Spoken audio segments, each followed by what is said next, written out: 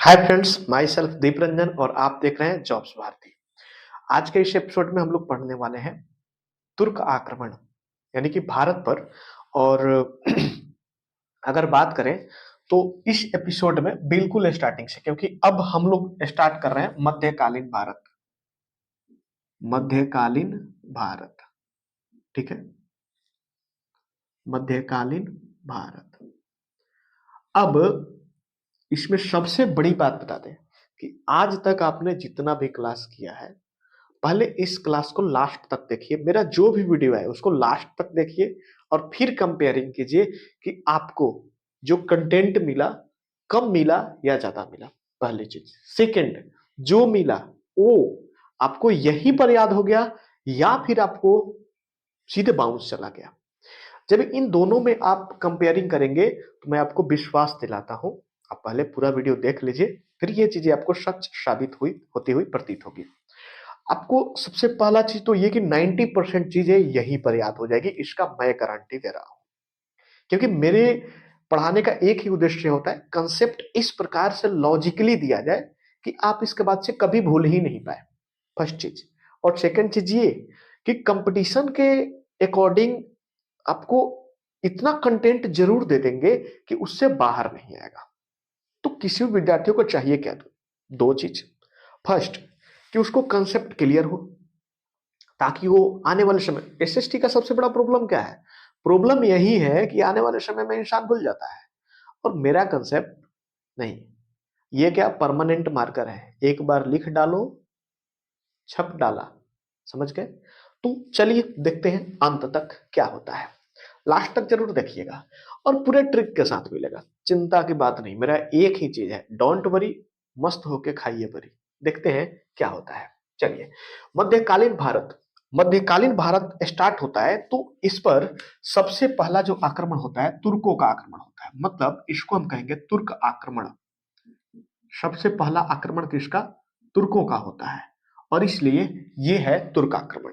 इसको क्या कहेंगे? तुर्क आक्रमण। तो सबसे पहले थोड़ा सा हम तुर्क के बारे में जान ही ले। तुर्क थे कौन, कहां से आए, ठीक है, इनकी धर्म क्या थी, जाति क्या थी, ये सभी चीजें जब तक आप बैकग्राउंड नहीं जानेंगे, कहां से आए, क्या हुआ, ये जब तक जानेंगे तब तक तो मतलब आपको ना कंसेप्ट समझ में आएगा ही नहीं। और समस्या यही है कि हम बिना कहानी का पढ़ते हैं, और जब तक आप कोई कहानी पढ़ेंगे नहीं, उससे ऑब्जेक्टिव क्या रटेंगे? वही तो चीजें कराई जा रही है आजकल, उन चीजों से बचना है। तो सीधे सीधे पूरे कहानी को पहले जानते हैं। देखिए, सबसे पहले अगर बात करें तो तुर्क आक्रमण होते हैं, लेकिन ये तुर्क आते कहां से हैं? तो सबसे पहले हम इनके निवास स्थान पर बात करते हैं। किस पर? निवास स्थान पर। एक भी पॉइंट छूटने वाला नहीं है, ये चीजें दिमाग में रख लीजिए पहले। कोई भी पॉइंट छूटेगा नहीं और ऐसा कोई भी पॉइंट होगा नहीं जो आपके दिमाग में नहीं आए, यहीं पर पूरा सेट कर देंगे। चलिएगा, ध्यान समझिएगा। निवास स्थान की बात करें तो सबसे पहले ये यूराल पर्वत के आसपास रहते हैं। कहा? यूराल पर्वत।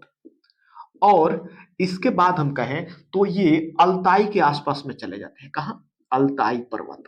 कौन सा पर्वत? अल्ताई पर्वत। अगर देखिए, अब अगर भले आपको लगता होगा कि ये याद करना कितना कठिन है, यहां पर कुछ भी इम्पॉसिबल नहीं है, कुछ भी असंभव नहीं है। यूराल मतलब यूरिन तो समझते होंगे ना, लोग पेशाब करने जाते हैं तो पेशाब में यूरिन पाया जाता है। तो तुर्क जो है सबसे पहले कहीं पर जाके यूरिन कर देते हैं, तो लतियाए जाएंगे ही, ये तो तय है। इसलिए ये सबसे पहले रहते हैं यूराल पर्वत के आसपास में।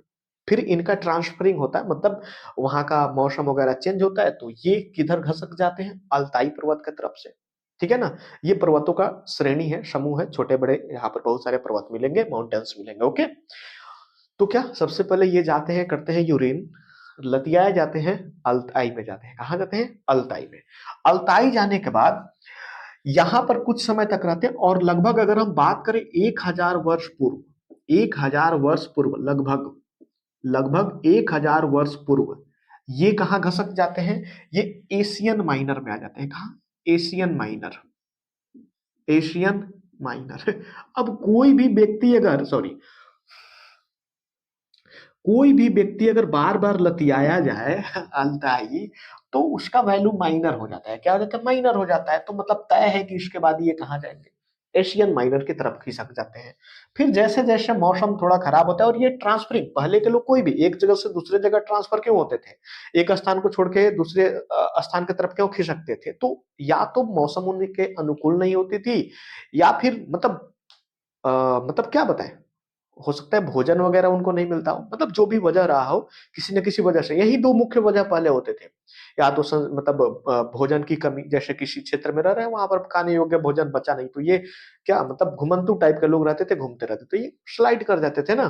ठीक है, तो 1000 वर्ष पूर्व ये एशियन माइनर, अब तीन चीजें, सबसे पहले ये यूरिन करता है तो इसको लतियाया जाता है अल्ताई क्षेत्र में, और बार बार लतियाने के बाद तो आप माइनर बन ही जाएंगे। माइनर मतलब लगभग होता है ना, एक माइनर लोग नहीं, इसका कोई वैल्यू नहीं है, मतलब माइनर वैल्यू है। ओके, तो ये एशियन माइनर के आसपास में आ जाते हैं। फिर यहां से कहा आते हैं, तो कैस्पियन सागर आते हैं। कहाँ आते हैं? कैस्पियन सागर, कैस्पियन सागर। अब किसके आसपास में आ जा रहे हैं? कैस्पियन सागर के आसपास में। ठीक है, और यहां पर इनको क्या हो जाता है, ईरानी संस्कृति से इनकी लगाव होती है, ईरानी संस्कृति से इनकी लगाव होती है।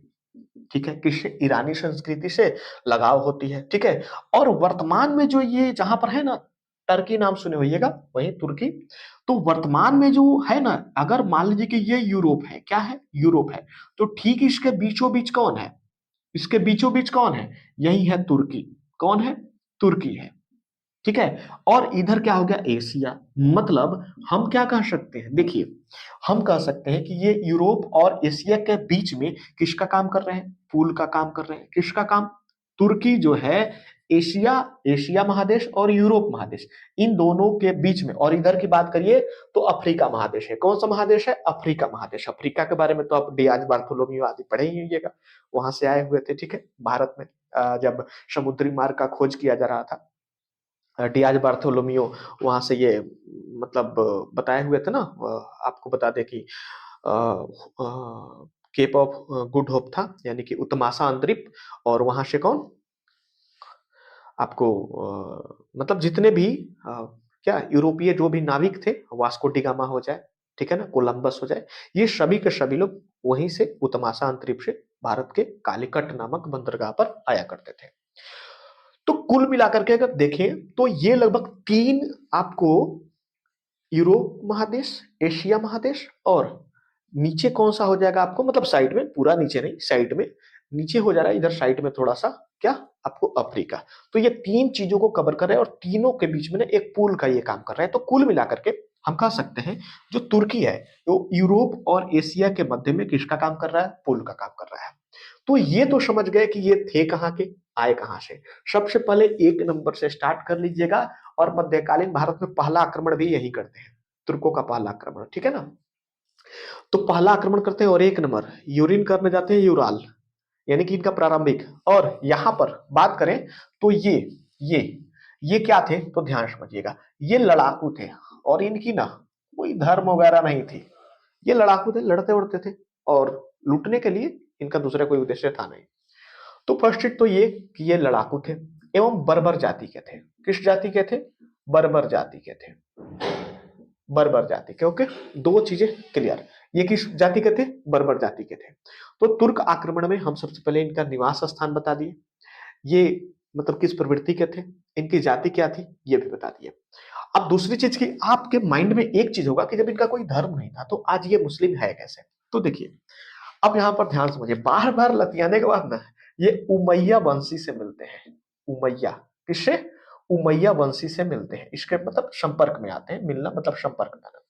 उमैया, जब बार बार कोई लतियाएगा, अल्ताई वाले को बार बार लतियाने के बाद की कहते हैं ओई मैया, समझ रहे हैं ना, ओई मैया। ठीक है ना, तो ये किस वंश से मिलते हैं? उमैया। जब उमैया वंशी के ये संपर्क में आते हैं, तो यहीं से इनके अंदर इस्लाम घर बनाता है, और ये इस्लाम धर्म को क्या करते हैं? एक्सेप्ट करते हैं।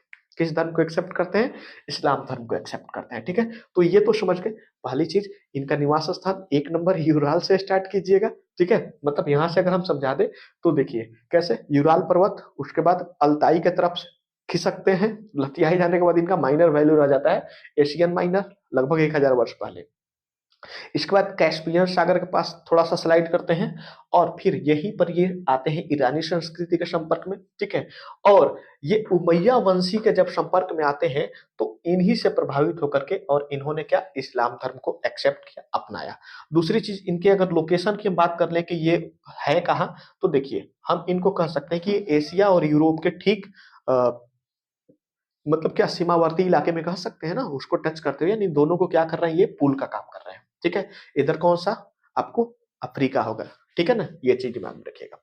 सेकंड चीज, ये तो चीजें आपने समझ लिया। इसमें अगर किसी भी प्रकार की कोई समस्या है तो आप कमेंट में बता सकते हैं, और आप बता सकते हैं कि आपको कितना समझ में आ रहा है या फिर कितना समझ में नहीं आ रहा है। अब आगे चल करके इसमें एक शासक होता है अल्पतगिन। कौन होता है? अल्पतगिन।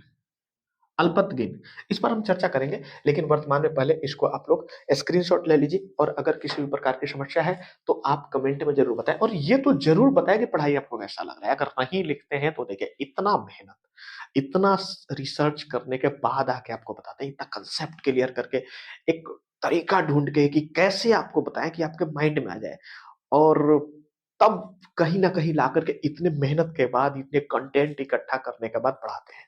समस्या ये है कि हम लोग के पास अभी टच पैनल नहीं है। अगर आप लोग का हेल्प रहा, टच पैनल हो, तो ये सभी चीजें जो आप देख रहे हैं ना, कहाँ से कहाँ ये स्लाइड कर रहे हैं, ये देखने में बड़ा मजा आएगा। और फिर समझ लीजिए कि लाइफ झिंगा लाला, यानी कि हिस्ट्री यहाँ पर प्रिंट कर देंगे आपके माइंड में। समझिए ना कि दिमागों में गोलियां ठोक दिया जाता है ना, वैसे ही प्रिंट कर देंगे हम हिस्ट्री को। बस थोड़ा सा सपोर्ट की जरूरत है, वो चीजें आप लोग कर दीजिए बस। इसको आप लोग स्क्रीनशॉट ले लीजिए, बढ़ते हैं आगे की तरफ और देखिए फिर आगे लेते हैं क्या होता है। चलिए, ये क्या मध्यकालीन भारत है, हम लोग क्या पढ़ रहे हैं, मध्यकालीन भारत, ठीक है ना, मध्यकालीन भारत।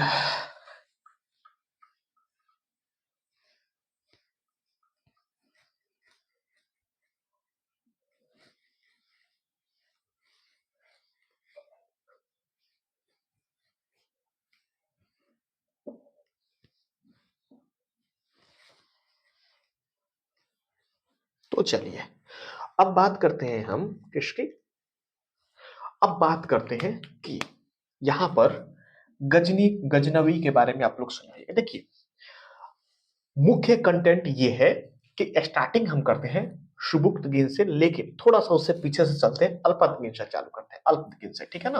अल्पतगिन से चालू करते हैं और बात है 932 ईस्वी की। कब की? 932।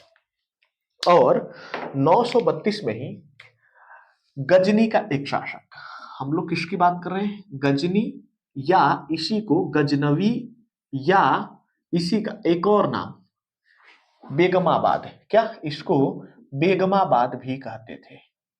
क्या कहते थे? बेगमाबाद। तो गजनी को ही गजनवी, और गजनवी का ही एक और नाम है बेगमाबाद। ये तीनों एक ही क्षेत्र का नाम है। ये कहां से कहां आकर के बस रहे हैं, ये तो चीजें हमने इससे पहले आपको बता दिया। अब बात करते हैं गजनी पर। 932 में अल्पतगिन वहां पर शासन करता है। कौन? अल्पतगिन, सॉरी, अल्पतगिन नाम का एक व्यक्ति है जो कि तुर्कों का सरदार था। क्या था? तुर्कों का, तुर्कों का सरदार था, ठीक है। हालांकि स्टार्टिंग में लिख दे रहे हैं यहां पर, स्टार्टिंग में उधर एक क्षेत्र था खुरासान। क्या था? खुरासान। तो खुरासान का ये राज्यपाल था। क्या था? खुरासान का राज्यपाल था, ठीक है। अब इस खुरासान के बारे में चिंता मत कीजिएगा, अभी के अभी याद हो जाएगा, चिंता मत कीजिए, सब कुछ बताएंगे, बस चिंता नहीं करना है। क्योंकि चिंता कर लिए तो फिर तो समस्या है, चिंता कर लिए तो मतलब मेरे क्लास में ना मजा नहीं आएगा आपको। आप पहले ही चिंता, नो टेंशन, ठीक है ना, टेंशन लेके नहीं आना है, ए टू जेड सब कुछ समझ में आने वाला है। तो 932 से स्टार्ट करते हैं अल्पतगिन को, ठीक है। कितना से? 932 से। ये तुर्कों का सरदार है। स्टार्टिंग में ये खुरासान का राज्यपाल था, हालांकि उससे पहले भी ये क्या था, मतलब एक तुर्कों का सरदार था, और उससे पहले ना अन्य शासकों के अधीन में काम करता था। उस पर जाएंगे तो फिर बहुत कहानी लंबी हो जाएगी, ठीक है। हम लोगों को तुर्क अटैक के बारे में पढ़ना है कि कैसे सबसे पहले भारत पर आकर के तुर्क कैसे अटैक करते हैं। तो मेन जो हमारा मकसद है उस पर काम करते हैं। अब अल्पतगीन जो है यहां पर ध्यान समझिएगा, ये क्या करता है, यही जो है गजनवी यानी कि गजनी, क्या इसको कहेंगे, इसी को कह सकते हैं गजनी। गजनी साम्राज्य का स्थापना करता है, गजनी साम्राज्य का स्थापना, इसको कह सकते हैं कि ये गजनी संस्थापक रहा। क्या हुआ, संस्थापक। तो जो गजनी, गजनी को ही आप गजनवी कह सकते हैं या फिर बेगमाबाद कह सकते हैं। इस साम्राज्य का संस्थापक कौन था, तो अल्पतगीन था। ठीक है, पहली चीज। सेकंड चीज आपको बता दें कि देखिए अल्पतगीन जो है ना, जब ये मरता है, क्या होता है, अल्पतगीन मरता है, तो इसके बाद यानी कि जैसे ही इसकी मृत्यु होती है, क्या होती है, मृत्यु होती है, तो उस पर शासन कौन करता है, प्रीतगिन करता है। थोड़ा सा हिंदी लिखने में अगर कोई मतलब प्रीतिगिन या कुछ ऐसा ही था, ठीक है, प्रीतगिन मान लीजिए, प्रीतगिन है, इसका शासन होता है। कौन शासन करता है, प्रीतगिन करता है। और प्रीतगिन कब तक करता है, तो 977 तक करता है। कितना तक, 977 तक। ठीक है, अब याद रखिएगा इसी के बीच में क्या होता है, अल्पतगीन का, अल्पतगीन का। अब अल्पतगीन को एक चीज हम बोले ना, थोड़ा सा पीछे जाएंगे तो स्टोरी जो है बहुत लंबा हो जाएगा, लेकिन थोड़ा सा बता ही दे रहे हैं, क्योंकि क्या होता है ना कि थोड़ा सा मतलब क्या बर्दाश्त नहीं होता है, मन करता है बता ही दे, लेकिन होता क्या है कि वीडियो लंबा हो जाता है, समस्या ये हो जाता है, और फिर थोड़ा सा वही चीजें हैं, समझ रहे हैं। अल्पतगीन जो है ना अपने 800 सैनिकों के साथ, इसको ना ये गजनी पर जो है ना शासन मिल नहीं रहा था, इसलिए अपने 800 वफादार सैनिक ये थे इसके, सैनिकों के साथ क्या करता है, सैनिकों के साथ क्या करता है, तो गजनी पर, गजनी पर शासन स्टार्ट करता है, शासन स्थापित करता है। क्या करता है, शासन स्थापित करता है। कितने सैनिकों के साथ, 800 सैनिकों के साथ। ठीक है, चलिए। तो अल्पतगीन का नाम, इसी में से एक था सुबुक्तगिन, और सुबुक्तगिन क्या था, तो अल्पतगीन का ना एक वफादार व्यक्ति था, एक वफादार गुलाम था, वफादार गुलाम था। किसका, अल्पतगीन का। और ये बड़ा साहसी था, बड़ा इसमें टैलेंट दिखता था अल्पतगीन को, इसलिए इन्होंने अपने बेटी का उसके साथ शादी किया और इसको दामाद बना लिया। ये चीजें तो समझ गए कि दामाद कौन बना इनका, सुबुक्तगिन। कौन बना, सुबुक्तगिन, सुबुक्तगिन बना। सबका ट्रिक देंगे, चिंता मत कीजिए, देखते चलिए, अभी बस कहानी पहले समझ लीजिए। सुबुक्तगिन इसका क्या बन जाता है, दामाद, दामाद बन जाता है। क्यों दामाद बना, कोई गुलाम को दामाद बना लेगा, तो ये इसलिए बनाता है क्योंकि इसमें टैलेंट है, सबसे बड़ी चीज की ये इसका ना वफादार गुलाम है, समझ गए।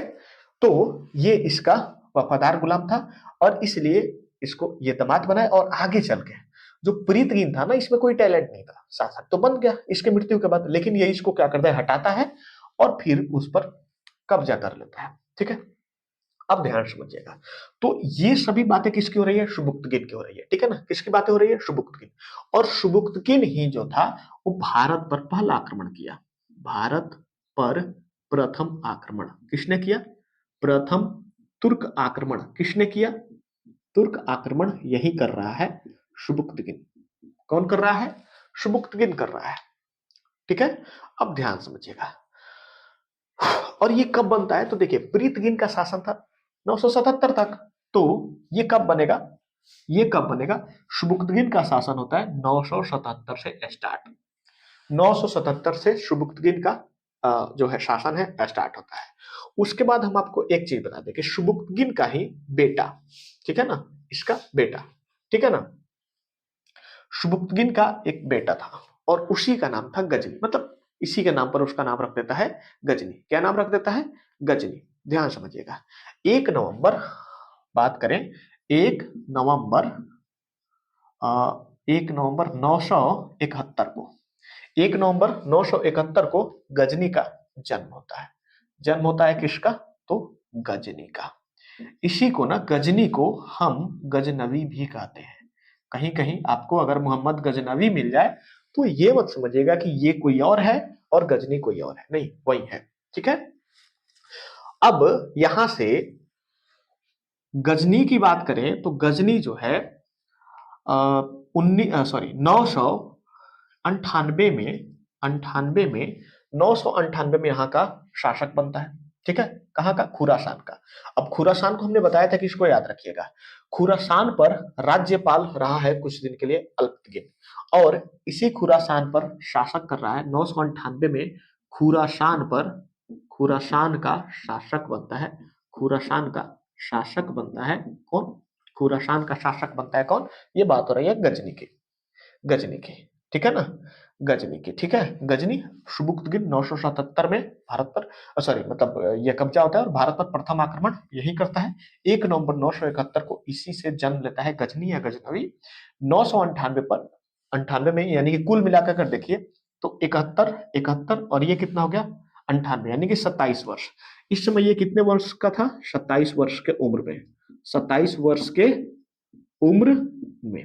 तो 27 वर्ष के उम्र में गजनी को क्या किया जा रहा है? खुरासान का शासक बनाया जा रहा है, ठीक है। अब ध्यान समझिएगा, एक चीज और बताते रहे हैं, यहीं पर लिखते रहे, अल्पतगीन, अल्पतगीन, अल्पतगीन इसका कौन था? ये सुबुक्तगिन, अल्पतगीन सुबुक्तगिन को शुम्बु लिख रहे हैं शॉर्टकट में, ठीक है ना।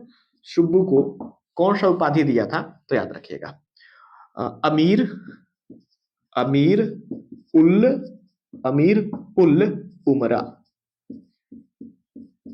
नामक उपाधि दिया था। अमीर उल उमरा, क्या? अमीर उल उमरा, ये याद रखिएगा। अब अल्पतगीन अपने बेटी से शादी कर रहा है, याद रखिएगा। अब थोड़ा सा यहाँ पर हम ट्रिक्स आपको बताते हैं। पहली बात अब यहां से समझ लीजिए, अब आएगा मजा। अल्पतगीन के बारे में तो समझ गए, 932 में आता है, तुर्कों का सरदार रहता है, लेकिन आगे चल करके गजनी का ये शासक बन जाता है। और गजनी का शासक ऐसे ही नहीं बनता है, 800 सैनिकों के साथ, क्योंकि इसे आसानी से मिलती नहीं ना, कौन दे देगा भैया कि आइए आप एक सरदार को कह दीजिए कि जाओ बना लो, ऐसा कुछ नहीं होने वाला है, ठीक है। अब जिसके अधीन में ये था वो मर जाते हैं, तो उनके जो चचेरा भाई वही जो भी होते हैं आपस में लड़ने लगते हैं, ठीक है। अब पूरा उतना स्टोरी लेके नहीं चलेंगे। उसी बीच में ये क्या करता है, अपने 800 वफादार सैनिकों के साथ क्या करता है, गजनी पर शासन स्थापित करता है, और वहीं पर गजनवी वंश का ये स्थापना कर देता है। गजनवी साम्राज्य का संस्थापक हो गया ये। इसकी मृत्यु के बाद ना प्रीतगिन शासन करता है, पूरा ज्यादा सन की आवश्यकता नहीं है, एग्जाम में जो चीज आते हैं उसको समझिए। मृत्यु होती है तो प्रीतगिन वहां पर शासन करता है और 977 तक करता है। 77 में आ जाता है वफादार। अच्छा याद रखिए, ये 77 तक कर रहा है, और 71 में जो है ना जन्म ले रहा है कौन? 71 में जन्म ले रहा है गजनी। जो गजनी इसका मुख्य हिस्सा, याद रखिएगा, ये सभी लोग अभी बेकार है गजनी के सामने। मेन मुद्दा तो यही है, ये बहुत ज्यादा अटैक करता है, 17 अटैक करता है। आप लोग नाम सुनिएगा ना, गजनवी, मोहम्मद गजनवी 17 बार भारत पर आक्रमण करता है, और सबके बारे में हम समझेंगे, और सबका ट्रिक मिलेगा, चिंता की कोई बात नहीं है।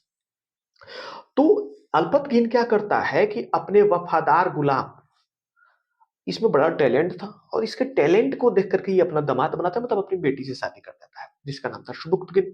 ये कब यहाँ पर, अब प्रीतगिन के बाद, यानी कि 977 से ये यहाँ पर सत्ता पर आसीन होता है, और भारत पर इसी के समय पहला तुर्क आक्रमण होता है, याद रखिएगा, इसी के शासनकाल में, ठीक है ना। सुबुक्तगिन के समय में भारत पर प्रथम आक्रमण होती है, ठीक है।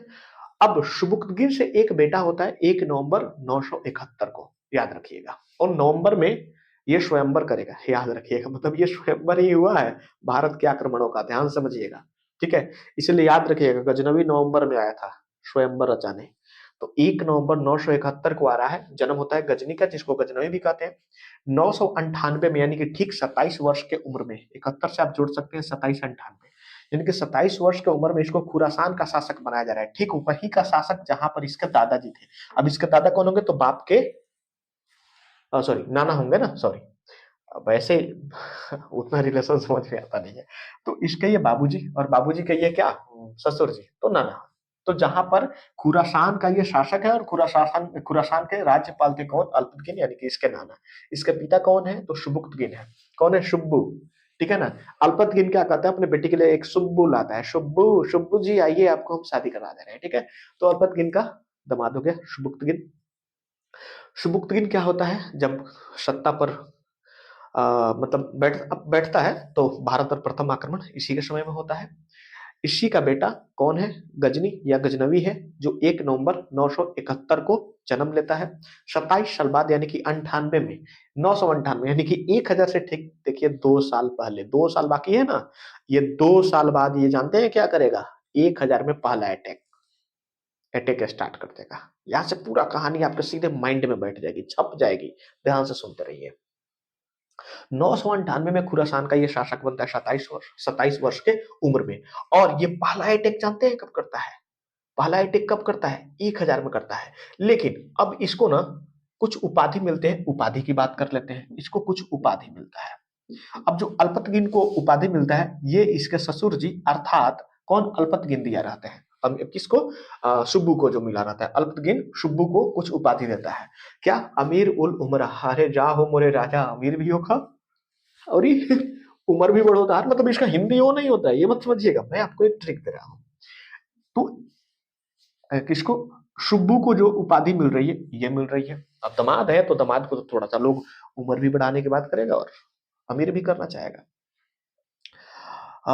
उसके बाद है, इसको उपाधि कौन कौन मिलता है? किसको? गजनी को। गजनी को 2 उपाधि मिलता है और ये देता कौन है? खलीफा। ठीक है ना, बगदाद का खलीफा था। बगदाद का खलीफा। बगदाद का खलीफा। खलीफा कौन होते हैं? तो देखिए, उस समय खलीफा पद जो था ना, वो आप 10th में भी पढ़े होइएगा, ठीक है ना। खलीफा पद जो होता था वो क्या होता था?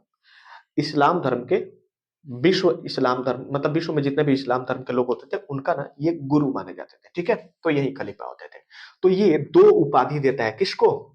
गजनी को देता है। कितना? 2। एक तो देता है, अच्छा खलीफा की अगर हम नाम पूछे, इसका नाम क्या था? ठीक है, तो अल आदिर बिल्लाह।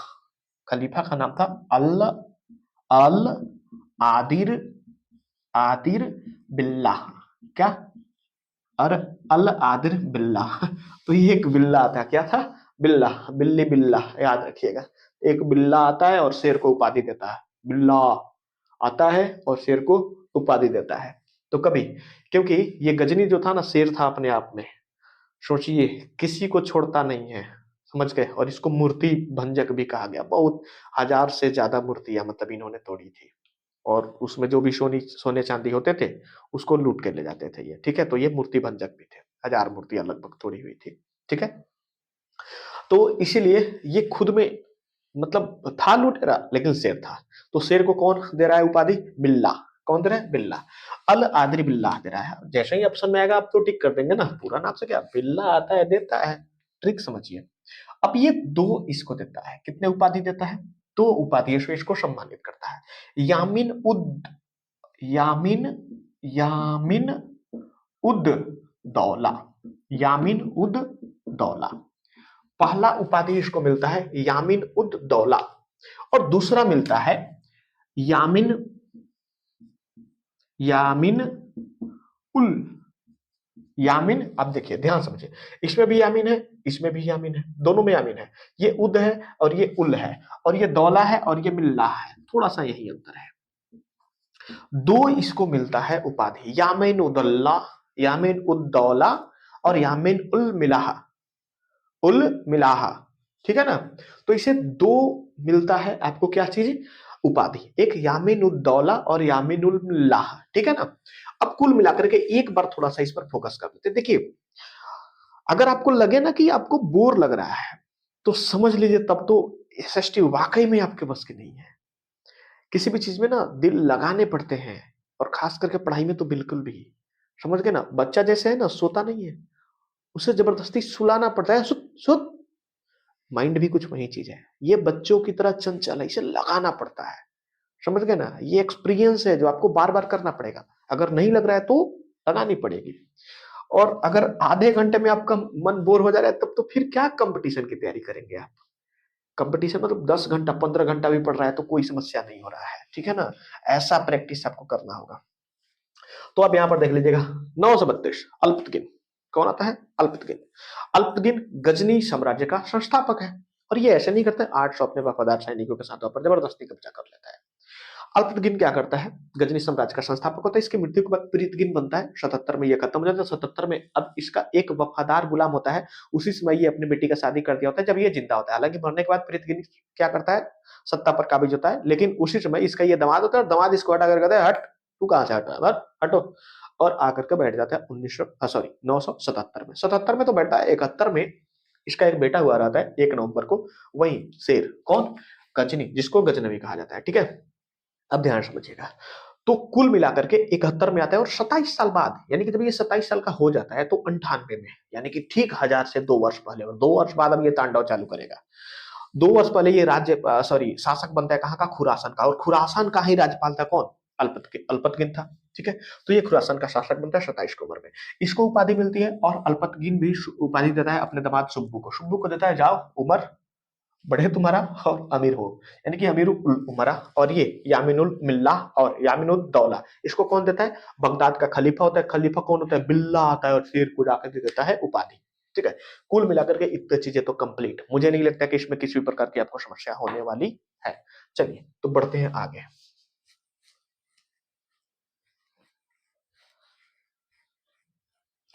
गजनी को ही गजनवी या फिर बेगमाबाद कहते हैं। क्या, गजनवी या बेगमाबाद कहते हैं। ठीक है, तो बेगमाबाद से याद आया कि बाद में फिर हम पढ़ा ही रहे हैं थोड़ा सा, तब तक मतलब लाइव चैटिंग में नहीं, थोड़ा सा ऐसे कमेंट में रहिए, बता दीजिए कैसे लग रहा है। थोड़ा कहीं जाइए तो थोड़ा सा प्रमोट कीजिए हमको भी, आसपास के बच्चों में थोड़ा सा चर्चा वर्चा चलाइए। इतना अच्छा एपिसोड लेके आ रहे हैं, प्रत्येक चीज आपके माइंड में आ रहा है, थोड़ा सा तो मतलब वीडियो को शेयर करने का हकदार तो बनिए, और इतना तो मतलब हमको क्रेडिट दीजिए ही, कम से कम कुछ तो कर दीजिए। एक लाइक, एक कमेंट और एक शेयर, ये 3 चीजें आप मेरे लिए करते रहिए। ठीक है, बाकी सब काम हम आपके लिए करते रहेंगे।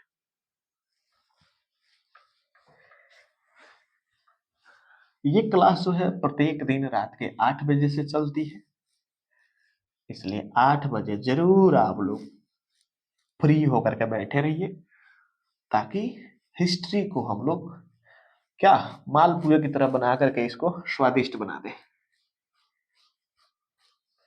चलिए अब बात करते हैं गजनी। गजनी या गजनवी, मोहम्मद लगा सकते हैं, मोहम्मद, गजनी या गजनवी।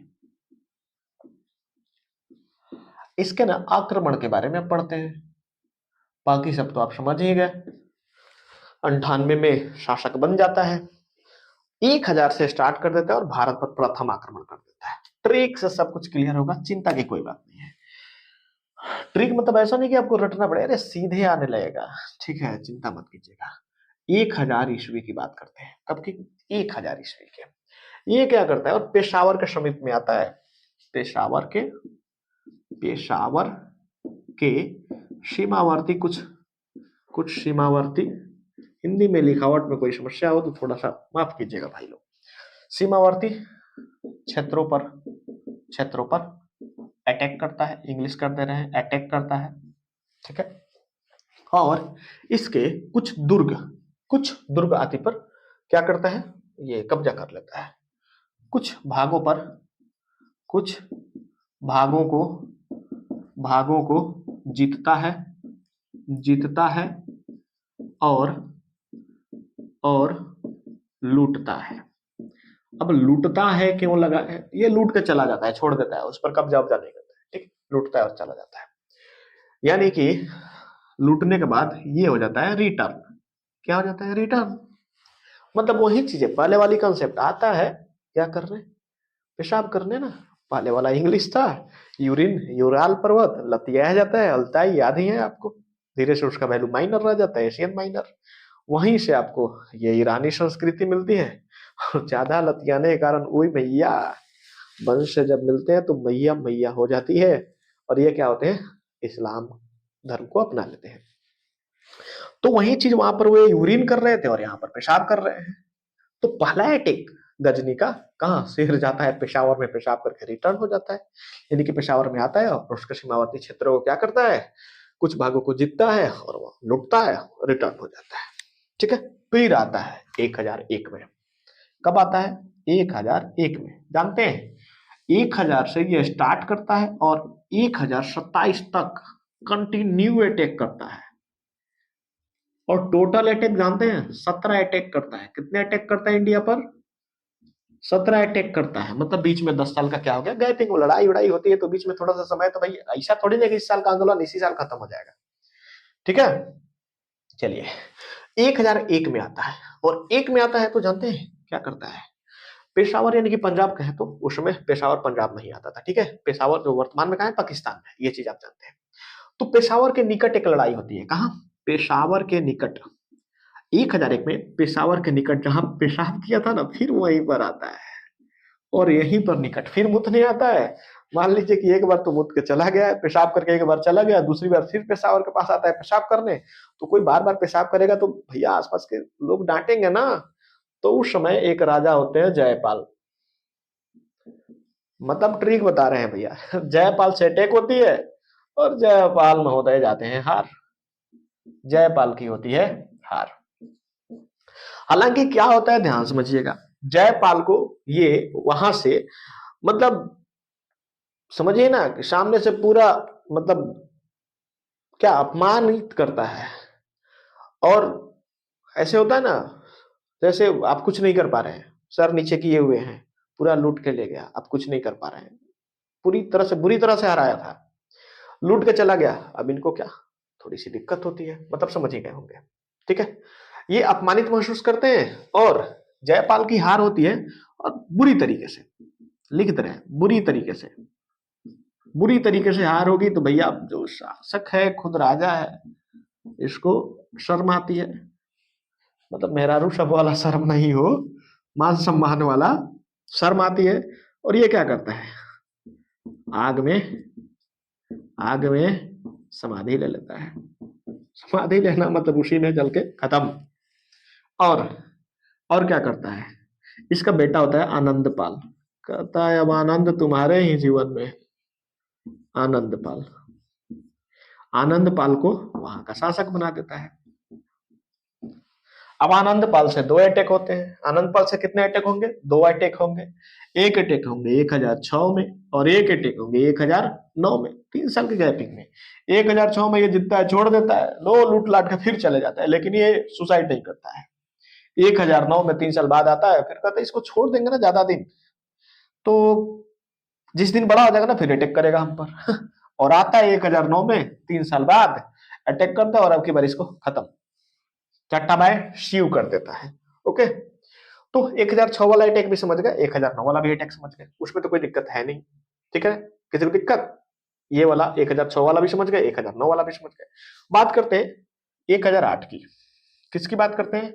1008 की। 1008 में ये मुल्तान पर अटैक करता है। कहां करता है? और इसका मकसद होता है मुल्तान को अपने राज्य में शामिल करने का। अब ये राज्य को शामिल करना स्टार्ट किया है, ठीक है। इसको क्या करता है, मुल्तान पर अटैक करता है और अपने राज्य में शामिल करता है। मुल्तान राज्य को शामिल करता है। कहां? अब दूसरे जगह थोड़ी ना शामिल कर देगा भैया, अपने राज्य में करेगा, सिंपल बात है। इसको नगरकोट का युद्ध भी कहते हैं।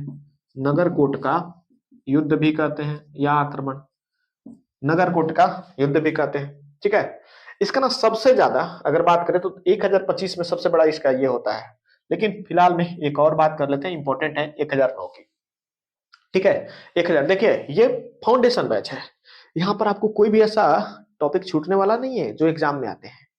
बाकी जो फालतू की चीजें हैं वो मुझे लगता है कि मार्च के बाद नहीं, 15 मार्च के आसपास से एक और बैच चालू होगा और यही सब चीजें फिर से चालू होने वाली है। लेकिन उसमें जैसे ये बताया ना कि अल्पतगिन था, कैसे वहां पर क्या क्या अटैक हुआ, उससे पहले वो किसके अधीन में था, वो सभी चीजें आपको क्लियर की जाएगी। तो वो रहेगा ना, पढ़ने के बाद समझिए ना कि पीसीएस लेवल निकाल लीजिएगा, ठीक है। इस लेवल का आपको हिस्ट्री पढ़ा देंगे। ये है कंपटीशन आपका जनरल टाइप का। चलिए आ जाइए, कोई भी चीज बाहर नहीं है, रेलवे वेलवे में कहीं भी जाइए, कुछ भी बाहर नहीं आने वाला है, टेंशन मत लीजिए, जो हम बोल रहे हैं वही चीजें करते रहिए। तो 1009, इसके बाद क्या करना, 9 में तो 9 कर ही दिया है, हटा ही दिया, किसको खत्म कर दिया? आनंदपाल को। लेकिन ऐसा मानते हैं कि 9 या 10 में ये मरा है, इसकी कोई पुख्ता मतलब साबुत नहीं है। तो कुछ मतलब लेखकों से पता चलता है कि शायद इसके बाद से ये कभी कोई आंदोलन आंदोलन इसका मिलता नहीं, मतलब उसी समय ये खत्म हो जाता है, या फिर इसके आने वाले जो भाई हुई थे उसमें, या फिर इसके बेटों वाले शासक में कोई इसका जिक्र नहीं मिलता है, ठीक है। तो ऐसा मान लीजिए कि 1009 में ये खत्म हो गया। ये चीज तो समझ गए। अब सीधे बात कर लेते हैं 1025 की, जो कि सबसे इंपॉर्टेंट है, सबसे इंपॉर्टेंट है 1025। सोमनाथ मंदिर के बारे में आप लोग सुनिएगा। ये सोमनाथ मंदिर को लूटता है, सोमनाथ मंदिर, सोमनाथ मंदिर को लूटता है, ठीक है। और उसमें जानते हैं 20 लाख दिनार की इसको वहां से लूट की धन प्राप्त होती है। 20 लाख दिनार, कितने की? 20 लाख दिनार। अब दिनार क्या है? कुछ उल्टा मत सोच लीजिएगा, हमारे यहाँ जो रुपए होते हैं उसको वहां पर दिनार कहा जाता है। तो 20 लाख दिनार की संपत्ति पूछा जा सकता है एग्जाम में, भैया याद रखिएगा। 20 लाख दिनार की संपत्ति इसको यहां से प्राप्त होती है। सोमनाथ मंदिर कहाँ है? तो सौराष्ट्र में है। कहाँ है? सौराष्ट्र में है। सौराष्ट्र कहाँ है? तो महाराष्ट्र में है। ये भी पूछने वाली बात है, ठीक है, किसी को दिक्कत? अब चलिए ध्यान समझिएगा। जब यहां से ये 20 लाख की संपत्ति लेकर के रिटर्न हो रहा था, जब ये रिटर्न हो रहा था, क्या हो रहा था? रिटर्न हो रहा था, तो कुछ जाटों ने रिटर्न होते समय कुछ जाटों ने क्या किया? जाटों ने धन लूट लिया, पूरा नहीं, कुछ मतलब उसमें से धन लूट लिया। अब इसलिए ये पिनिक गया भैया, समझ रहे हैं ना? इसलिए 27 में जानते हैं क्या करेगा? 2 साल बाद फिर आएगा। 2 साल बाद क्या करेगा? फिर आएगा। और ये सोमनाथ मंदिर पर जब अटैक किया था ना, तो यहाँ के जो शासक थे उसका हेल्प किया था। किसने हेल्प किया था? अनहिलवाड़ा के शासक। कौन? अनहिलवाड़ा का शासक। अनहिलवाड़ा, अनहिलवाड़ा, अनहिलवाड़ा के शासक हेल्प करते हैं। अनहिलवाड़ा के शासक हेल्प करते हैं, और इसी हेल्प करने के कारण इन पर भी अटैक होता है, और अनहिलवाड़ा को भी खिलवाड़ा में बदल देता है। समझ रहे? ये किसी को छोड़ ही नहीं रहा था। इस टाइम में 2 चीजें होती है, एक तो हेल्प करते हैं अनहिलवाड़ा का शासक, दूसरी चीज जब ये 20 लाख की संपत्ति लेके लौटता है तो कुछ जाटों ने धन लूट लिया। अब इस वजह से जानते क्या, ये 1025 है ना, 1027 में क्या होता है? 1027 में ये क्या करता है? जाटों के विरुद्ध युद्ध करता है, जाटों से युद्ध होता है, और इसमें भी जाट जो है बुरी तरह से समझ ही गए होंगे, समझ गए। कुल मिलाकर के अब इसका खत्म करते हैं। ये अंतिम युद्ध था, क्योंकि 27 तक ही ये 17 युद्ध करता है। अंतिम युद्ध था, अंतिम युद्ध, ठीक है। और 1030 में इसकी मृत्यु हो जाती है। शेर हो गया ढेर। शेर क्या हो गया? ढेर। लेकिन इसके बारे में थोड़ा सा हम लोग और समझ लेते हैं। बहुत साक्ष्यों से पता चलता है कि इसे जाटों ने मार दिया। जाटों ने इसको क्या कर दिया? मार दिया, ठीक है। कुछ और इसके बारे में समझ लेते हैं। एक चक्रस्वामिन बार बार पूछे जाते हैं एग्जाम में। चक्रस्वामिन की, खैर शायद इधर से होता है, देख लीजिएगा, मतलब देख क्या माइंड में होना चाहिए, तो ऑप्शन में जो आएगा समझिएगा। चक्रस्वामिन की कांस्य की मूर्ति थी। कांस्य मतलब कांस्य की, ठीक है ना, कांस्य मूर्ति था। इसको इसने क्या किया? ठीक है ना, थानेश्वर से प्राप्त किया था। कहां से? थानेश्वर से, लिख देंगे नीचे। तो चक्रस्वामिन की कांस्य मूर्ति को, जो आदम कद के मूर्ति थे, किस कद के? लिख ही दे रहे हैं। चक्रस्वामिन के आदम कद की मूर्ति, आदम कद की कांस्य मूर्ति। कौन सा मूर्ति था? कांस्य मूर्ति था। इस कांस्य मूर्ति को ये क्या करता है? भेजता है कहां? कहां भेजेगा वो? कहां से आया है? गजनी। गजनी के भूमि में स्थापित करवाता है। क्या करता है? वहां ले जाके स्थापित, थोड़ा सा अच्छा लगा होगा इसको, या फिर जो भी वजह हो, करवाता है। ये किस उद्देश्य से आया था? इसका उद्देश्य था क्या करना, मतलब वो होता है ना, जिहाद करना। क्या? जिहाद एवं लूटपाट, ये इसी उद्देश्य से आया था। जिहाद मतलब होता है कि हमारे धर्म के अलावा बाकी किसी धर्म के लोगों हम रहने नहीं देंगे। लेकिन फिर भी कुछ लोग थे यहाँ पर, मतलब पॉइंट बनाते हैं, जो जिनको ना अपने राज्य में ये क्या किया था? बड़े बड़े पदों पर रखा था। क्या किया था? बड़े बड़े पद पर रखा था। जैसे सेवंत राय थे। कौन थे? सेवंत राय थे। एक सेवंत राय थे, और दूसरा जो थे, याद रखिएगा, तिलक। सेवंत राय और तिलक, ये बड़े पद पर अधिकारी थे। बड़े पद पर अधिकारी थे, ये पॉइंट समझ लिए। अब एक और चीज बता दें आपको कि इसके दरबार में दरबारी कौन कौन थे? तो यहां देख लीजिए, इसके कुछ दरबारी थे। यहां से बहुत प्रश्न आते हैं, दे देगा कि इसके दरबार में निम्न में से कौन से थे। तो एक तो अलबरूनी। कौन? अलबरूनी। और हो जाएगा उतबी। कौन हो जाएगा? उतबी, और हो जाएगा फिरदौसी। कौन हो जाएगा? फिरदौसी हो जाएगा। फिरदौसी फिरदौसी फिरदौसी फिरदौसी। और एक और था फिर से, फारूकी। हाँ फारूकी। कौन था? फारूकी या फारूकी, कुछ ऐसा ही था। उसको देख लीजिएगा लोग, आप लोग, मतलब जो भी ऑप्शन में आ जाए। अब इसको याद कैसे कीजिएगा? अलबरूनी, मान लीजिए अलबरूनी इसका नाम हुआ। इसको ना शॉर्टकट में ऐसे देखिए, एल भी कर लीजिए, अलबरूनी है। ओए अलबरूनी, उठबी, उठबी, उठबी को क्या कर दीजिए? उठबी। उठबी मतलब हम लोग के भोजपुरी भाषा में उठबे। ओए एल बी, उठबी, आकी एफ आई आर कर दें, फिर से फिरदौसी। ओए एल बी, उठबे की एफ आई आर कर दी, पुलिस का कर फाड़ के रख दी। फारूकी का हो जाएगा। मतलब ये इसका हो जाएगा ट्रिक। ठीक है, तो इसका दरबारी थे Al-Biruni, Utbi, F I R से फिर से फिरदौसी और फारूकी। ठीक है, ओ एल बी उठबी की एफ आई आर कर दे, और या फिर ऐसे कर लीजिए, ओ एल बी उठबी की फिर से फाड़ दे। समझ गए? एल बी उठबी के फिर से फाड़ दे। समझ गए? ऐसे इसको याद कर लीजिएगा। कुल मिलाकर के एक बार हम थोड़ा सा इसको क्या कर ले रहे हैं, रिवाइज कर ले रहे हैं, यहीं से आपके माइंड में सेटअप हो जाएगा।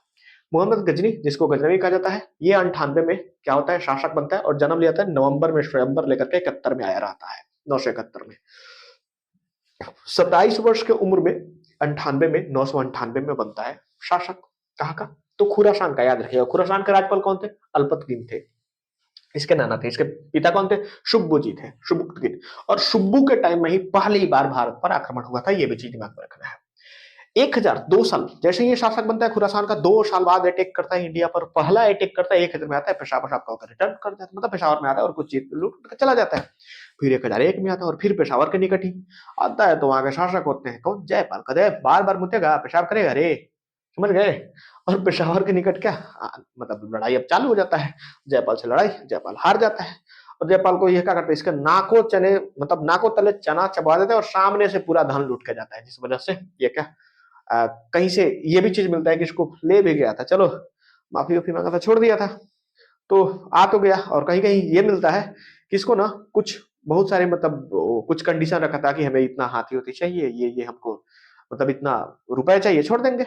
दिनार उस सब के यहाँ चलता था। तो ये सोना वगैरह जो भी था, जो डिमांडे थी, उसको देकर के और इसे छोड़ा गया था। ये यहाँ पर आया, आ तो गया, दे भी दिया। देखिए जब तुमको मरना ही था यार, नहीं देते ना, मर जाते पहले। तो ये देने के बाद आता है, मरता है। क्या करता है, क्या करता है? जयपाल को बनाता है यहाँ का, सॉरी जयपाल, इसका बेटा कौन होता है? आनंदपाल। आनंदपाल को बनाता है शासक, शासक, और अग्निकुंड में कूद करके क्या करता है, अपनी जान दे देता है, यानी कि अग्नि में समाधि ले लेता है। तो 1001 में ये आता है, फिर से पेशाब करते हैं, और ये समझिएगा। अब समझिएगा, इसके बाद ये बना देते हैं किसको? अपने बेटा आनंदपाल को। ठीक है, और आनंदपाल क्या होता है, 1006 में एक अटैक होता है, और इसको ना जीत के फिर छोड़ देता है, जाओ। लेकिन फिर उसको 9 में कहता है नहीं छोड़ेंगे नहीं इसको, ससुरा ये आगे चल के खतरा बन जाएगा। 9 में इसको सलट देता है। 8 में एक मुल्तान है, मुल्तान के लड़ाई करते हैं। इसका उद्देश्य यही था, मुल्तान को अपने राज्य में बुलाना, मिला लेता है। और इसको नगरकोट का युद्ध भी कहते हैं। 1025, 25 रुपए का सबसे नगद पुरस्कार, समझ रहे हैं? ठीक है, इसी समय ये सोमनाथ मंदिर पर अटैक करता है, जो कि सौराष्ट्र में है, और 20 लाख दिनार की संपत्ति को क्या करता है, वहां से प्राप्त करता है। और रिटर्न होते समय जाटों ने ये धन लूटता है, जिस वजह से ये क्या करता है, जाटों पर आगे चलकर अटैक करता है।